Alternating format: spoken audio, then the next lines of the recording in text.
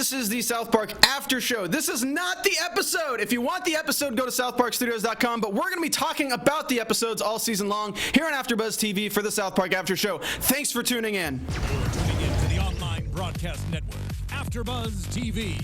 Over 20 million weekly downloads in over 150 countries, and your number one source for after-show entertainment. AFTERBUZZ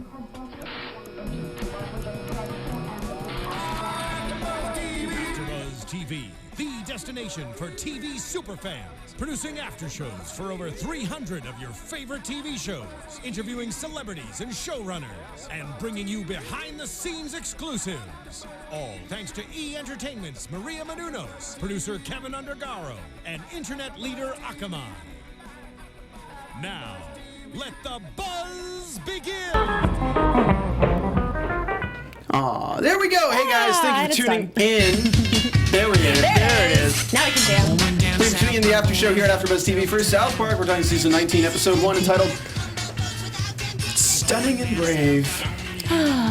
Just like Caitlyn Jenner. How else would we describe her? Whose breath flows like butterfly wings over a canopy of paradise. And whose touch can make you come in a second. I don't know. Sexy. Yeah, that was really sexual, we took a really turn quick. there. Seriously. So I can just see all the hate comments I'm going to get for this episode already because I agree with so much of what Trey Parker and Matt Stone have put into this episode. Yeah, we're just prepared to be ripped apart. It's fine. Yeah, pretty much. As you saw before we started, I put on that little intro because so many of our comments are just literally like, fuck you, and like, go die in a fire, and this isn't the episode, you fucking assholes. So I just decided, let's nip it in the butt, where if they won't even listen to 2 seconds of the beginning where it says this is not the episode, Right. I can officially tell them to go fuck themselves and I won't feel bad. You know what I mean? Well, you are totally justified, and you're actually allowed to do that, so... I mean, yeah. Let's do it. I am allowed to do that. So, this episode was really well done. I can tell that they added Jared in at, like, the last second.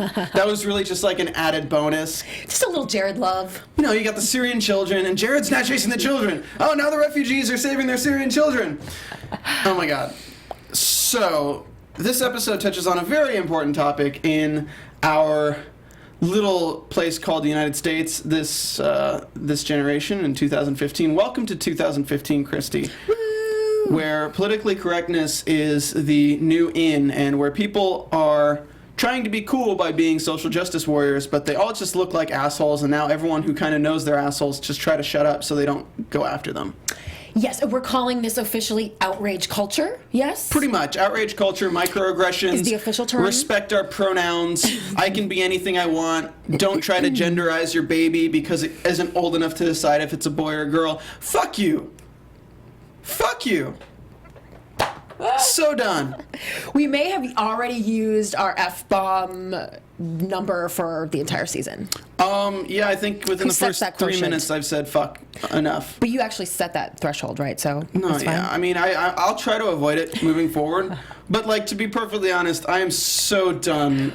I'm so glad South Park's pointing out the idiocy of these people and the hypocrisy of all these people who are going to college, getting these bullcrap degrees, and all they do is just complain on the internet all the time or band together and try to rip people's careers apart for saying something. It's like, it's ridiculous. It's people that just want to have an issue with something. They want to be mad. They want to yell at somebody. They want to be angry with something else that somebody else is doing and they point want the to finger become in the another known direction. advocate and the trendsetter for certain things. Yeah. It's like, I'm sorry, I don't know. Unless you tell me how to address you, I'll respect it. But, like, until I know, don't get mad if I call you a girl if you look exactly like a girl, if you dress and trying to put on that thing, or vice versa. You know, all the respect if that's what you're doing and you tell me. But you're not allowed to get offended if I don't know right off the bat when you have a mustache and short hair and you're genetically a female. Like, I don't know. Like, I understand. People just are getting so offended nowadays, and I don't know what the hell to do. Well, right. Well, and a big part of that is not even those people who are going through these direct issues. It's the people around them who are like, wait a minute, we don't want them to be offended. A lot of times the actual person has a very good, not maybe a sense of humor, but has a good sense of themselves. And they're understanding. They aren't offended. Yeah, they know that people are going to take some time to get used to them, or that they have to explain themselves and then they'll be accepted or not. It's the people around them, and it's the others that just want to have an issue. There's a great example of this in Comedy Central. And I'm not going to name names here because, frankly, I don't want to like call anyone out. But Comedy Central has a talk show that they were looking at a replacement host for one of their hosts. Well, they were looking at multiple candidates, and there was an African American woman on the writers team for the show in the beginning. And the woman did not want to host the show. She said she didn't want to host the show. She said, "I am not prepared to host this show. I do not want to do it."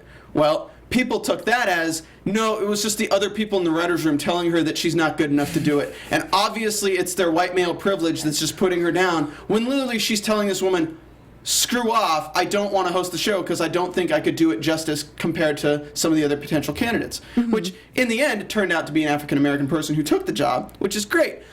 But hundreds and thousands of people jumped on this bandwagon trying to get the other people fired because they didn't give this woman the job. So social justice warriors are these people who try to tell you that you are offended at something. It's like if I open the door for you, Christy, you're like, okay, thank you. A social justice warrior sees me open the door for you. It's my white male privilege to open the door for you, and you should be offended that I opened the door for you because you're just a damsel in distress because I opened the door for you. It's these idiots. And now I'm insulted. But what I love about South Park, this is going somewhere. I'm sorry, guys. This is going somewhere.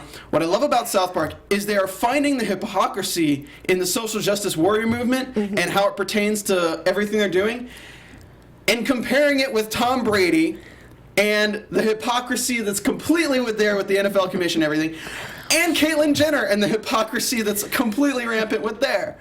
It's like you're not allowed to have an opinion anymore if it's against what they feel to be offensive. Right. It's like, I'm sorry, Caitlyn Jenner, you know, what she did was very brave.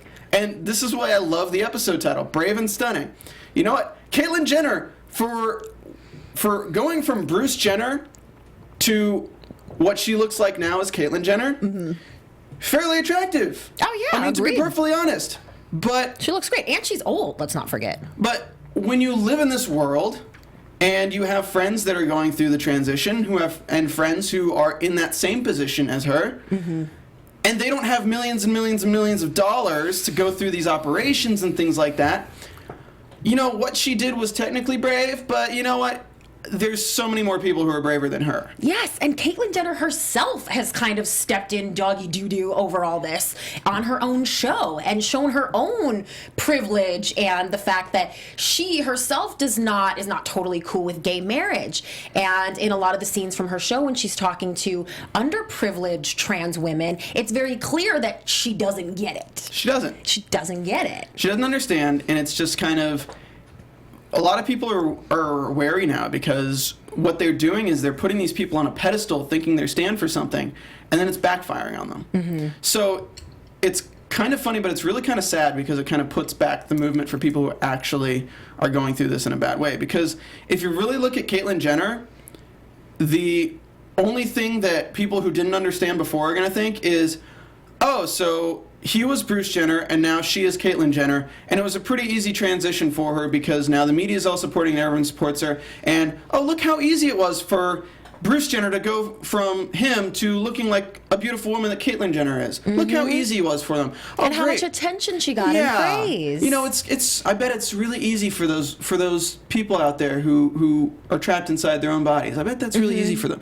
She's making light of the situation for everyone across the country who suffers from that kind of thing. So it's just kind of, it's sad. It's really sad. And now I'm glad that it's kind of, you're not really afraid to say your disdain for Caitlyn Jenner now, because now that the show's been out and people have realized, and even the people who are standing by her beginning are like, you know, you're really all about yourself, aren't you? Because if you watch I Am Kate, it's all about her. It's not about the movement or anything. Yeah. So I feel like this episode of South Park would have gotten a lot more hate 3 or 4 months ago. For sure. It certainly would have. But now it's kind of, it's died down enough that we can kind of talk shit about somebody who deserves to have shit talked about them. People are getting over this. There's already outrage culture backlash. A lot of the comedians that I talk to and a lot of people in the entertainment industry are starting to say, I mean, I'm thinking of like Fashion Police and that kind of thing. Oh, sorry, I got a little bit too girly there for you. But like people are starting to say, hey, wait a minute. Now everybody's PC and no one's saying anything negative about anybody. And that's not fun or funny or cute and not entertaining. No, it's not. And a lot, like I say, a lot of the comedians that I run into on the red carpet and I interview them, they're so over it. They feel like they can't say anything. There were several celebrities that got kind of taken to task over different things they said about Caitlyn Jenner. And now it's starting to be the butt of the joke again, I think. And the thing that terrifies me is I see South Park getting canceled in the next 2 years. Because honestly, though, this is my shocked face podcasters. And it's funny because we have those two like redneck looking dudes in the back who are like, how long did it last that time? About 6 years. So we got about 5.9 years to go. When you let these people who are offended over everything control everything, and they're the social media people who push all these big marketing campaigns to get shows canceled and things like that. Comedy Central has already bowed down to them before when they didn't show Muhammad giving the salmon helmet to Peter Griffin. I highly doubt Comedy Central will not bow down to them again. I really think if this season of South Park or the next piss off enough people to make them start these damn marketing campaigns, we're going to see the end of South Park on Comedy Central, and I think we'll get it on another network. Exactly. And don't you think, or even if we need South Park, they just decide to throw it on the internet, it could be 10 times better even. Oh yeah. If they have no restriction. If Trey Parker and Matt Stone charged $1 for people to watch South Park on the internet, and they already have South Park studios, like I'm sure they would make tons more money. Oh yeah, and I don't even know that they would do that. No. Maybe 25 cents. Yeah, I know, seriously. They're good guys. This is like, but this is stuff, they touch on so many topics that so many people are afraid to make fun of. And it's so needed right now, because politically correctness is going to kill us. There were actually some people online, I was reading tweets and things last night as the episode was airing, that felt like they didn't go hard enough at Caitlyn Jenner, or people wanted to actually see Caitlyn Jenner and wanted it to be more specifically about that, whereas it became about the PC and the frat and the whole thing. I think Caitlyn Jenner is a non-issue at this point, though. It's already passed. So if they went harder at Caitlyn Jenner, it's literally just beating a dead horse. So raising the issue of this is what the colleges are literally teaching kids nowadays. It's cool to shame people for their opinions, and honestly, it's just your opinion. If you don't like, it's just like Caitlyn Jenner. If Caitlyn Jenner doesn't like gay marriage, that's not my opinion, but it's her opinion. Right. I don't feel like we should make her lose every single job or make her lose all her money because she doesn't support gay marriage. It's messed up, but really messed up and really hypocritical and ridiculous. But at the same time, like, that's their opinion, and I think everyone has a right to an opinion, whether they're right or wrong, and whether I hate them for it, it's fine. But I don't feel that anyone should have their careers ruined over an opinion they have. And this is what it's become to try to be a Republican in the United States as well, is anyone with conservative views, they have to keep them quiet, because anyone with conservative views are immediately ripped apart as a racist or as a bigot or something like that, when really it's just, you're associating them, you're literally being hypocritical.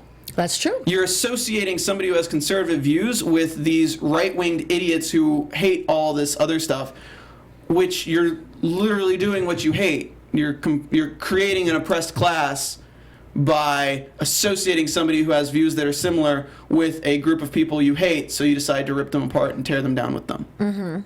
It's pretty terrifying, the world we live in today, and I'm going to get so much hate for this episode of the show. That's all right. We got deep right now. I know, we can right? Get deep on the South Park after show. It's okay. Well, it's hard because you can't go scene by scene in South Park. Yeah. So it's just recapping jokes if you do it that way. Yeah. I love that he points out like all the craziness that's actually happening in the town. You have a white Asian guy who built a wall to keep Mongolians out.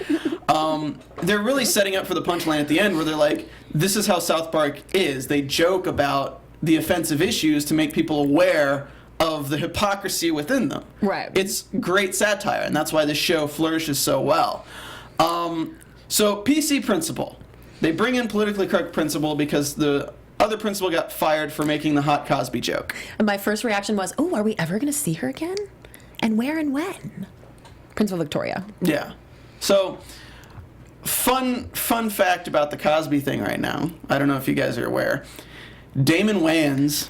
Yes. Did you hear about this? Yes. Damon Wayans came out saying that the whole Cosby rape case is a conspiracy, a hoax to get money from Cosby and to ruin Cosby. And that these women were, quote, unrapeable. These women were unrapeable. So this is an example. His word, not mine. This is an example of somebody who has an opinion. It's a really dumb opinion. Again, another crappy opinion, but an opinion nonetheless. That, you know, potentially his career could be ruined by. Mm-hmm. I feel like if he wasn't such a outspoken person for already a underprivileged class, his career would have been ruined. Mm-hmm. If, let's say, Christopher Walken said this, Christopher Walken would never work again in the industry because Al Sharpton, because all these people, because all these outspoken people would ruin him. Mm-hmm. But because it was Damon Wayans is going to survive this. And because he's a comedian, he can survive this, just like Trey Parker and Matt Stone can survive saying stupid shit. That's right. He got attention off it. He probably got, 50,000 followers or whatever he was going for. So where do we draw the line on people having an opinion that's different from these social justice warriors? Like, who can have an opinion and who can't? Mm-hmm. Who do you think? Like, because this episode touched on a little bit. They said, like, because you're a member of a class that does not get victimized, you cannot speak out. Mm-hmm. So because you're a white woman, you're not allowed to speak out, Christy. Right, that's right. Well, then I should just know my place. You should know your place. Wait, no, that's hypocritical because you're not supposed to. Oh, no, hypocrisy. No, I know. I mean, I draw the line. I just get concerned when the possibility of offending someone who can't defend themselves, or this kind of goes back to like the bullying and everyone's being a bully. No, small children at school who are terrified to go to school because of other kids, those people are being bullied. So in a situation where something is being said about children or a class who can't speak for themselves, maybe I'll get a little more fired up about drawing the line. But I think in a situation where you're talking about Damon Wayans and Bill Cosby and Beverly Johnson and Janice Dickinson, those people can all speak for themselves, and they are very well. And I'm not really going to get too involved or get too hot under the collar about anything that's said because those folks are handling it. There you go. You know what I mean? I feel like people need to grow up and realize that other people will say things that offend them. Honestly. Yeah, it's true. Because just this victim culture is just going to destroy everything we have. I mean, my example was that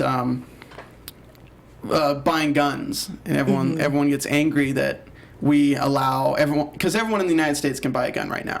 Really, realistically, America. Realistically, somebody who's selling a gun can't discriminate against somebody if they're mentally disturbed. Mm-hmm. So if somebody who's obviously mentally disturbed, obviously is not a good person to own a gun, the gun shop, if they deny that person, then we have all the social justice warriors coming in saying, you're discriminating against them. Why? Just because they have, let's say, Down syndrome or something, doesn't mean they can't own a gun, because the Second Amendment, they can have a gun. But then when somebody who's depressed or something buys pills or something, or buys painkillers that they shouldn't have been able to get access to because they were depressed and the doctors knew that, but they can't discriminate, and they kill themselves, then the people are like, why would you sell pills to this person? Obviously they were depressed. Obviously they were going to do something to harm themselves with it. Mm-hmm. How can you sell pills to somebody who's like, well, you would have discriminated me. All right, well, we should ban pills. Victimhood culture is like the worst thing ever, and it just makes everyone angry, and everyone just shuts up. This episode was so on point that once it gets to the point where if you have an opinion, people will try to ruin you for it, it comes to the point that everyone stops talking. It's like, yeah, we just kind of stopped talking. Well, because it's the idea of like being coddled and not having to deal with any negativity is quite nice. You know what I mean? Like you talk about our commenters here and with Twitter and Instagram and all this stuff. It's like you can shut that out. I can literally not look at anything. That doesn't mean it isn't. That's not means that people aren't ripping me apart on the comments or saying terrible, horrible things. James, do we have anyone, or Jonathan, sorry, Jonathan, do we have anyone in the live chat talking and telling us how much they hate us? How horrible and terrible we are. So, because we are afraid of that, and we've kind of gotten to the point where it's like, yeah, it's okay. I don't want to hear anything bad about me, and I can do that. It's okay. Leave me alone. So what's interesting about this episode is you take Cartman. Cartman, the only one who you'd think would fight back, and he's just like, you know what? I just realized I'm a really bad person. I just want to change because I think that I shouldn't be offending any people anymore. And then Kyle is the one who's like the enemy who thinks that Caitlyn Jenner isn't a hero. Or he didn't say that. He said, my opinion is that Caitlyn Jenner isn't a hero. And everyone in the town is saying that Caitlyn Jenner is a beautiful woman who's stunning and brave and blah, blah, blah, and the bravest person on earth. And like, bravest person in America. Woo, woo, woo! Wait a second! Are you saying that she's the bravest person in America and you're leaving out Latin America and Canada and blah? Chino Hills? You can't satisfy these people. There's no way to satisfy these people. But that's my pet peeve. That's what I was trying to say before. Is like people who, they don't want everything to be okay. They're fighting for this, for people to use the right terms and for everything to be PC. But if everything was PC, then they wouldn't have anything to complain about, and they wouldn't like that either. Yeah, and then they wouldn't be special. They wouldn't be the special little butterflies. That's right. Back in the 80s, people, mohawked their hair or something to be special. They didn't color their armpits or free bleed on bus seats. Gross. Anyway, I mean, what you do with your own body is your thing, but don't be getting other people sick because of it. So what we have is Cartman is doing this, and we're juxtaposing this with Tom Brady and Deflategate, where basically the commissioner broke the rules to find out that Tom Brady, I think it was the cell phone, he took the cell phone and looked at the cell phone. It was evidence that would have been thrown out of court, in other words, but the commission's not bound by the same court of law until you're in the court of law, and that's when it gets thrown out. So the commission knows that Tom Brady's guilty, but they don't really have evidence that can be held accountable in court. So the commission breaks the rules to suspend Brady because Brady broke the rules. So Brady fires back that the commission broke the rules to discover that he broke the rules, and the commission says, but you broke the rules a bunch of times before and we didn't punish you for it, so we're going to punish you even more now for all those other rules. And then it brings in Cartman Coach and Cartman Brady at the same time saying that, yeah, but you didn't punish those for those rules, and this is a different rule that we broke, but you broke the rules to discover that we broke this. Like, we don't know the rules.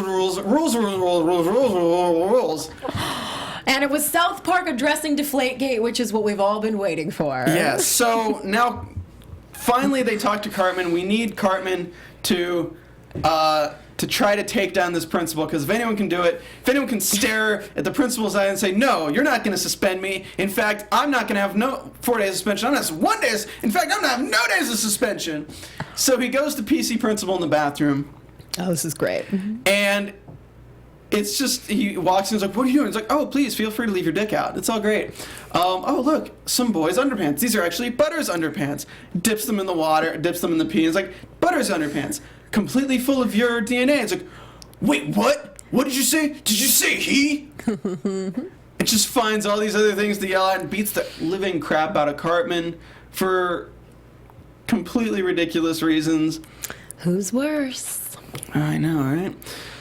Cartman ends up in the hospital, and finally they decide that Cartman's going to take them down by getting 20 pregnant Mexicans, a bus 200, I think it was. 200 pregnant Mexicans, a bus full of Syrian refugees, and taco cannons. Yes! Taco launchers! So, what this is really showing is that social justice warriors can be super, super, super racist and stereotypical as long as they say it's for a cause. And then they're heroes if they're completely racist if it's for a cause. Mm-hmm. That's pretty much... Makes sense to me. That's pretty much how Cartman wins in the end, is Cartman was the most racist of anyone in the entire episode, but because it was for a cause of changing somebody's opinion, it's fine. There's just so many examples of this, I don't even know where to start. Right? I know. So how are we doing on YouTube comments? None of them. Got a few that are, are they us? upset with us? yes. Hate us? Because we're not talking about the episode as specifically? What's their beef? Well, let's see. Let's see. It must be really bad. You got someone mad, and they said, I can free bleed if I want. You misogynistic, transphobic, fucking stop oppressing me. You did Oh, get they're joking. They're joking. Okay. Yeah. Oh, okay, good. They're joking. Good. That's great. Turn the speakers down in there because you're getting a little feedback. But yeah, that's... Somebody knows what we're saying. If you're watching this, I'm assuming you enjoyed the episode of South Park, so you Right. kind of understand where their humor was coming from. And again, some of the things I say aren't really my opinions, they're just things that I'm devil's advocating, so you're never really going to know what I really feel or not. I would never give my true opinion on this show. You're so elusive, Steven. Well, because you need to create the argument. You need a devil's advocate. This is true. It's just like Colbert. Like nobody really knows what his real political views are because he is a character on a show. Just like my opinion on this episode is maybe a little bit different than how I'm saying it. I just need to raise these issues because this is what the episode's tackling. I was going to say Colbert probably doesn't even have an opinion anymore because he's looking at everything from a standpoint of what he can say about it and satire and all and comedy and all of that. Do you feel that way ever? You don't even know what you think anymore because you're just saying whatever? I feel like I have stopped caring about the presidential race. Oh, yeah. I'm really excited to see what South Park does with this presidential race. I really want the return of giant douche and turd sandwich, but I want It'll happen. 5 more random household items or random things that are just really gross, like just big pile of garbage or whatever it is, because that's what this race is. You had a good one out there. What was it?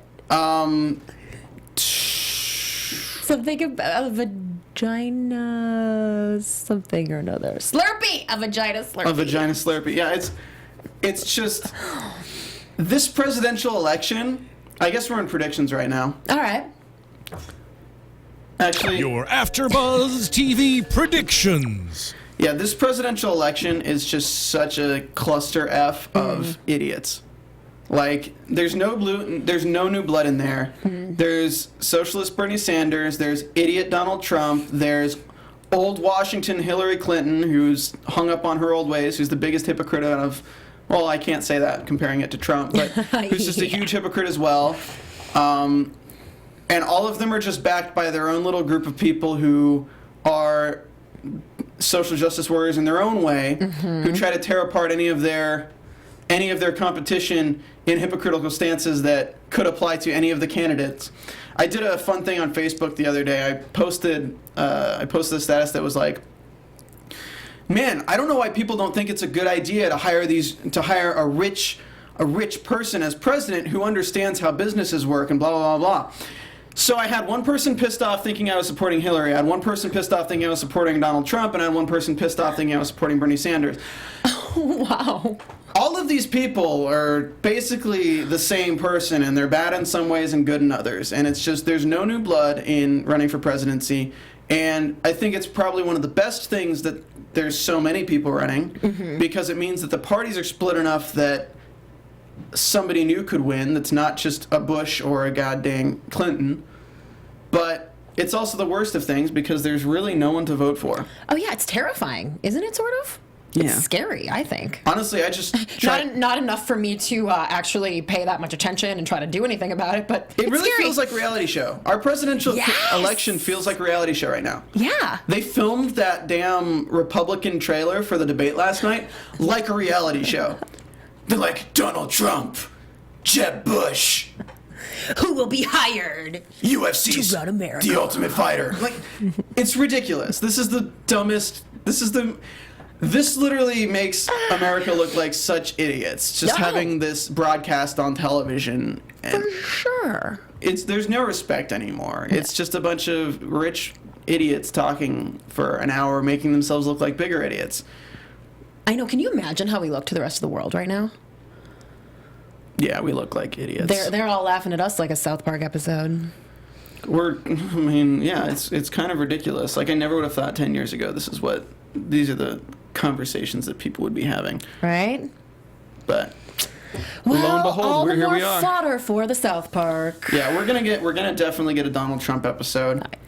We're definitely gonna get an episode that talks about.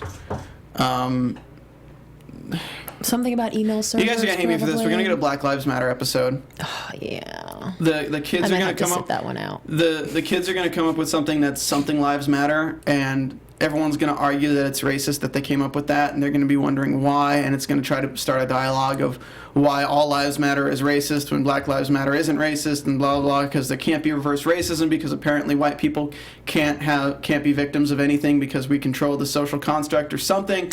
They're really going That to was talk. very South Parky. I hope they figure out something better than that because that was like prediction-wise what they would do. Yeah, I mean, they touched on a little bit ABCD. this episode, but I feel like this season might carry over some stuff. They mentioned last season in the beginning, so I feel like we might get a running storyline throughout the season. Well, yeah, the first few episodes always have the things from the last few months that you were wondering what they were thinking about. Yeah. It's not quite as timely as it gets towards the end of the season. And remember last season, right, was kind of the first time that they were carrying on storylines and making references, and I was wondering if they were going to do that again. And then it started out, wasn't it right away that first scene in the school where they were like mad crazy references all over from last season? All of the reference from last season, and then they referenced even previous seasons with like, and did somebody here say something about women shouldn't have a uterus? And it's Mr. Garrison's like, yeah, well, that was when I was a lesbian. It's like, what? Over 19 seasons, they've developed such a diverse cast of characters that have been men, that have been women, that have been everything. They were doing trans before trans was cool, okay? I know last season with Sis. Yes. This sissy boy or whatever, with Cartman wanting to use the women's bathroom, and Lord singing about being in the bathroom, but it's just rain. Because they want a bathroom they can think in. Randy has become the star of this show. Oh my God, Some point Randy. in the last couple seasons. Randy with his pledge.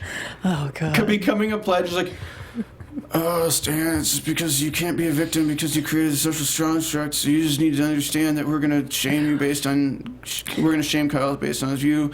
We're just checking his privilege. We just got to check his privilege. And chase it with a beer. Yeah, it's also kind of funny to see because they're using the imagery of like the jocks, because the jocks were the most unaccepting people of all, now what the jocks have become are these people who I never know if they believe their own bullcrap. Basically, they like do these charity events and things like that they just seem like such douches that you really can't believe that they're doing it for a good cause. It does help the cause, but like deep in your mind, you're like, do you really believe this, or are you just doing this because it's helping you get girls who believe in this, or like, what is your play right now? It's really hard because you really can't tell people who believe their own bullcrap or they're just trying to play a game. Oh, I stand on a lot of red carpets at a lot of charity events and talk to people about the cause who are there for the cause and they don't know anything about the cause. Yeah, it's like, I just want to host the charity event because I know these people will come and I can make connections with them. You're taking my picture, right? Charity events are very political anyway, so I mean, if you watch House of Cards, you'll kind of realize that. And if you watch House of Cards, there's another TV show that you're really going to like. On Sunday, September 27th, the series premiere of ABC's highly anticipated new drama, Quantico. Quantico is the place where FBI trains their top students. Well, over 100,000 young people apply and only 1,200 get in. So they are the smartest, strongest, and they have the best skills. But now, they must live and train together under one roof. Everything's going to change, though, when a massive terrorist attack strikes in America and the FBI discovers its greatest fear, that one of their top Quantico recruits is a terrorist. Which one is behind it all and which one became a traitor? It's an edge-of-your-seat drama with a twist after twist after twist. Priyanka Chopra stars in one of television's new top shows of the fall. Don't miss the series premiere of Quantico, which is Sunday, September 27th at 10, 9 Central on ABC. That's Sunday, September 27th at 10, 9 Central on ABC. And I feel like that's our show unless you have any other thoughts on the episode. No, unless you're purposely trying to use words that assert your male privilege.